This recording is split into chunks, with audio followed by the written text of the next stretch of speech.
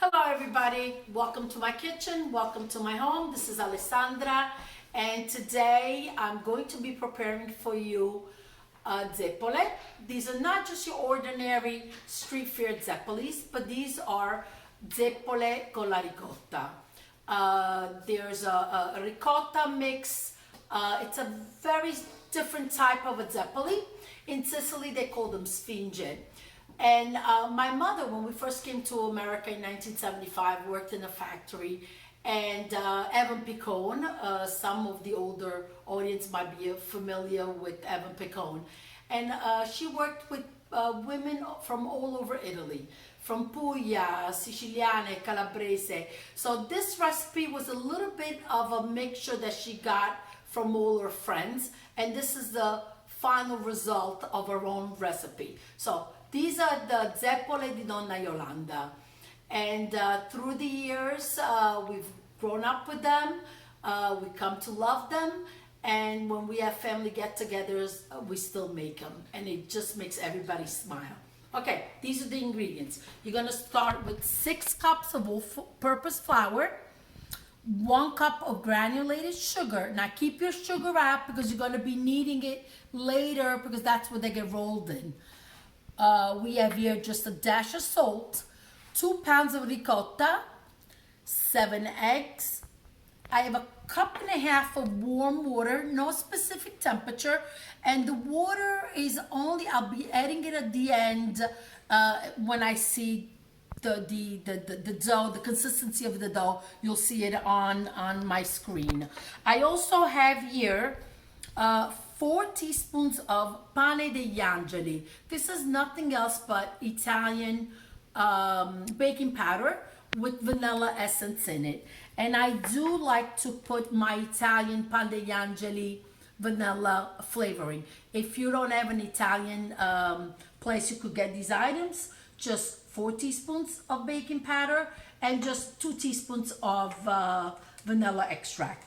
The zest of an organic organic orange, organic lemon. Wish I knew my fruits a little bit better. Okay, here's a pot filled with canola oil. Not so high because you don't want it, but I don't want a frying pan either because they need to get deep fried. Here's my colander with a plate underneath it. When I remove it later, I will show you the procedure. And my bowl to dip in the Zeppole so they could get coated with the sugar. Okay, now I'll be right back as soon as I start getting all the ingredients ready. Okay, so putting in my 6 cups of flour, all-purpose flour. I'm going to put in my sugar, mix that in, my salt, okay. I'm also going to put the baking powder and mix it all in, okay. Now I'm going to put in my 7 eggs.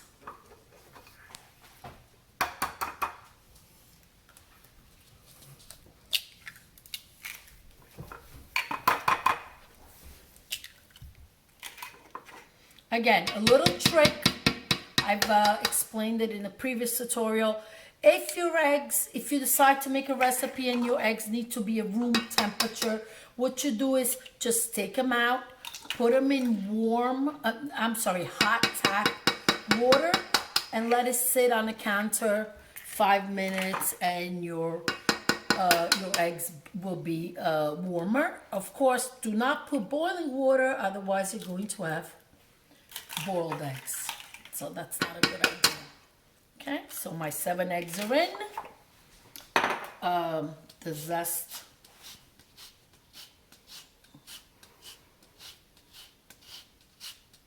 Oh, just the orange smells amazing. The great thing about it is the ricotta has a rather long expiration date. So sometimes when I see the ricotta in the supermarket on sale, I do grab a couple containers because I know that one of the girls will ask me, "Ma, can you please make Zeppoles?" And so I'm always ready to make a batch of the Zeppole. The lemon is not as wonderful as I would like it to be, but we're in quarantine and I didn't want to go out just to grab lemons, but I will most certainly put it on my list. Okay, here goes the vanillina. Oh, it's just, I know it's not pure like the vanilla extract, but it's something I grew up with and it just makes the world of difference to me. Vanillina, Paneangeli. Okay, let's get this mixed in.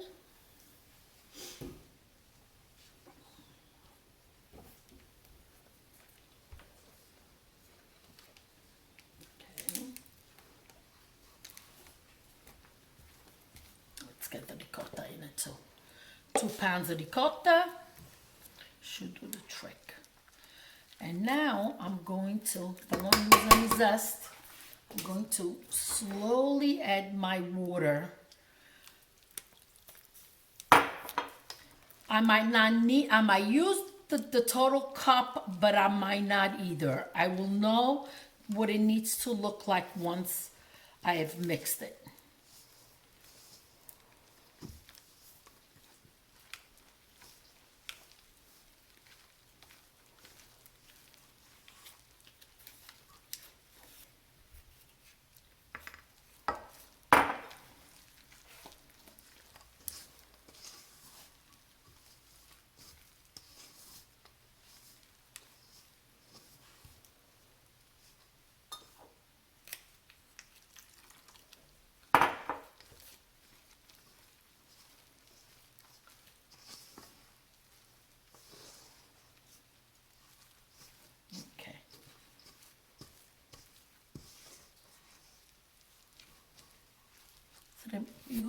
Okay, so this is pretty much the consistency we want, but I still see some flour underneath it, so we're gonna add just a little bit more water. So I started out with 1.5 cups, and we have 3/4 of a cup left. So I guess about 3/4 of a cup went in to get it. All right, now the very important thing, I've already put the gas on the stove to get my oil warmed up. I don't normally measure the temperature in the oil, but I will today just to give you better instructions. Now it's really interesting to fry them. They need to be at a moderate heat. You don't want too high of heat, because if you do that, you will burn the outside because there's sugar in the dough, and the inside will stay raw. So you need to have patience when you make these, especially in the frying part. Takes no time to put them together, but the frying will take a little bit of time. Okay, let's move on to the stove. We moved over to the stove now. My oil is nice and hot. I've measured it. It's about 335. It looks like it's, again, you don't want it extremely hot because you don't want to burn them. This is the consistency of the Zeppoles. They have rested a little bit now, which is good too. And now I'm going to get started. I filled up 1 cup with cold water, and this is how I work the dough in order to dump it in. Now, the wonderful thing about the Zeppole is that they will turn on their own. So just watch.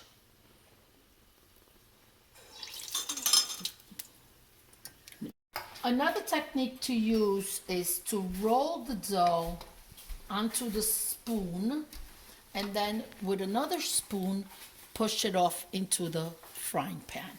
That would be a little bit easier. Okay, this is the color we're looking for. Okay, and then we'll see. Look at that, how they turn on their own. The flipping Zeppoles. Okay, I think that's gonna go next. There, that flip first. Okay, it's kind of fun. It's kind of fun just watching them. Okay, I'm going to start taking them out once it looks darker already. And we're gonna put them right in the colander with a Bounty. a paper towel, I should say, and keep this in just a couple more minutes. And what you could do was, and continue on dropping, but please, I want to show you again the technique of how you roll them on the spoon. So like this, they don't have a lot of those ridges, a lot of those spikes that pick up the oil. You want a Zeppole that's not absorbed with oil. Okay. Again, dip the spoon in the water, and this is the mechanism. Takes a little practice, but believe me, by the time you're done frying everything, you should be ready to go. Should be a pro at this.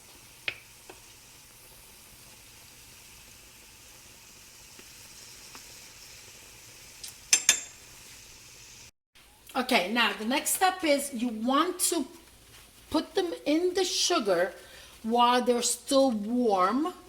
Otherwise, the sugar will not stick to the sides, to the Zeppole. Okay, so here we are. See? I know that people say, oh, about powdered sugar. We've tried them with powdered sugar, and it's just not the same. It really needs a very thin layer. As you could see, look how perfect. It's such a thin layer of the granulated sugar that doesn't add so much sweetness. It's just perfect. Now, let's open one up. Wow, wow, wow, wow. Okay, let's taste them. Oh, the flavors are divine. Perfect, perfect little cake in a Zeppole. Please do try the recipe. Okay, I'm done frying. Just wanted to show you. Look at all the oil still remaining in the pot. The wonderful thing about these Zeppoles that do not absorb a lot of oil. The oil doesn't burn unlike other stuff you fry, so it's just wonderful. So here they are. There was a lot more, but like we say in Italian, friggendo mangiando. It's almost impossible not to eat them as you're frying. So as I'm frying away, the girls came down, my husband came up, from all over the house. They all gathered in the kitchen and we were eating away earlier. So I just want to get one, open it up, and show you the deliciousness of this Zeppole. Ecco qua. It's absolutely, it's like a little bite of heaven. Well, thank you so much. If you like what you see, please subscribe. And I just do want to mention, delicious. I do want to mention that some of you might be the lucky people getting these Zeppoles today, because like I always say, cooking is love, food is love, and I want to share my love with all of you. So some of you are getting the Zeppoles today. See you soon. Be safe. Stay healthy. Bye-bye.